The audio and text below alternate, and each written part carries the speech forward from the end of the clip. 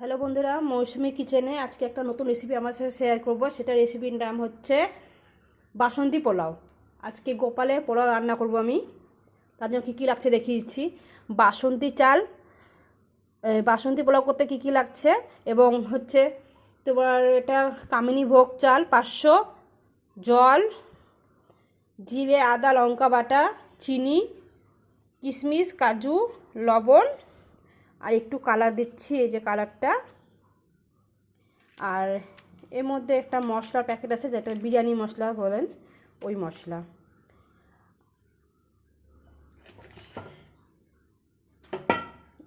আর আছে সাদা তেল। আর এর মধ্যে আর আছে ঘি। এই উপকরণ দিয়ে আমার বাসন্তী পোলাও তো আজকে তৈরি হবে।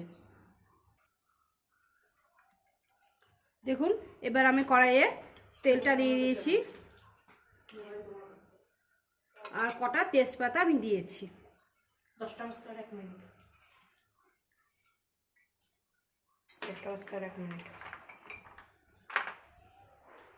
1 মিনিট। এবার আমি কড়াইয়ের মধ্যে কাজু আর কিশমিশটা দিয়ে দেব। এটা একটু হালকা নেড়ে ছেড়ে আমি চালটাকে ভালো করে এর মধ্যে ভেজে নেব। এই যে এবার আমি বাসন্তী পোলাও করার জন্য আতপ চালটা কড়াইয়ে দিয়ে দিচ্ছি।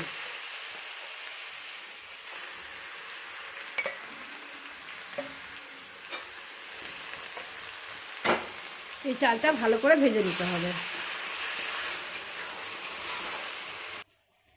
এখন আমি এবার জিরে আদা আর লঙ্কা বাটাটা আমি দিয়ে দেবো এর মধ্যে। আমি পরিমাণ মতন দেবো, যত লাগবে ততটাই দেবো, কেন এখানে আমি 2টো মশলা করে রেখেছি, একটা পনির তরকারি, একটা পোলাওয়ের জন্য। এবার আমি ঘিটাও দিয়ে দেবো।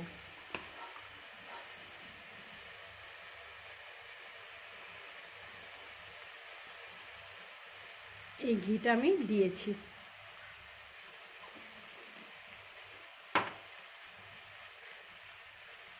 আর পরিমাণ মতন লবণ দিয়ে দিচ্ছি।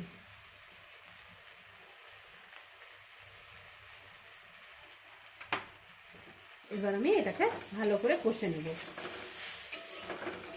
কষে মানে ভাজা চালটাকে ভালো করে ভেজে নিতে হবে।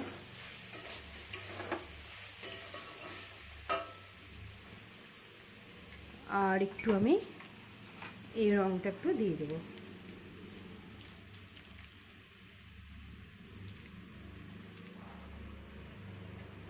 এটা একটু রং দিলেই হয়ে যায়। দেখুন কেমন রং হচ্ছে। দেখুন আমার চালটা ভাজা হয়ে গেছে। এবার আমি জলটা দিয়ে দেবো, পরিমতন জল দেবো।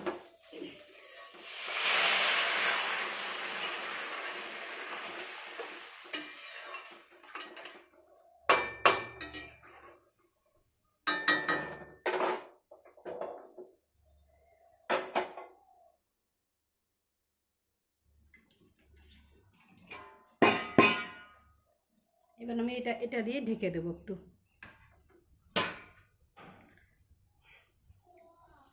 তারপর আমি 3 মিনিট পর দেখবো, তারপর চিনিটা দেবো। এবার আমি এটা ঢাকা তুলে দেখবো কতটা হয়েছে। দেখুন হয়েই গেছে প্রায়। আমি অল্প পরিমাণে একটু ঘি দিয়ে দেবো উপর দিয়ে। ঠাকুরের ভোগ তো একটু ঘি না দিলে টেস্টি হয় না। আর এবার এর মধ্যে চিনিটা আমি দিয়ে দিচ্ছি।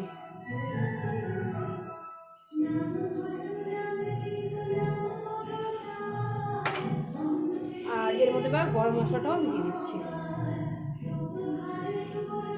এবার এটা আমি ভালো করে নেড়ে নেব।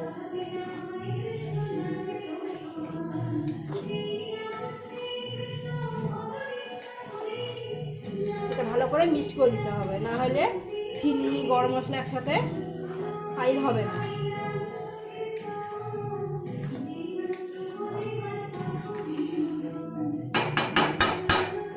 এটা এবার আমি ঢেকে দেবো, তাহলে ঝরঝরা পোলাও রেডি। আমার এই পোলাওটা রেডি। আমি গ্যাস বন্ধ করে দিচ্ছি। পোলাওটা আমার কমপ্লিট। দেখতে কত সুন্দর হয়েছে দেখুন। দেখুন আমার বাসন্তী পোলাওটা রেডি হয়ে গেছে, দেখতে কত সুন্দর হয়েছে। এবং আপনারা এভাবে বাড়িতে বানাবেন পুজোর জন্য, ঠাকুরকে ভোগের জন্য বাসন্তী পোলাও। আর অবশ্যই যদি ভালো লেগে থাকে তাহলে অবশ্যই লাইক কমেন্ট শেয়ার করবেন, সাবস্ক্রাইবও করবেন।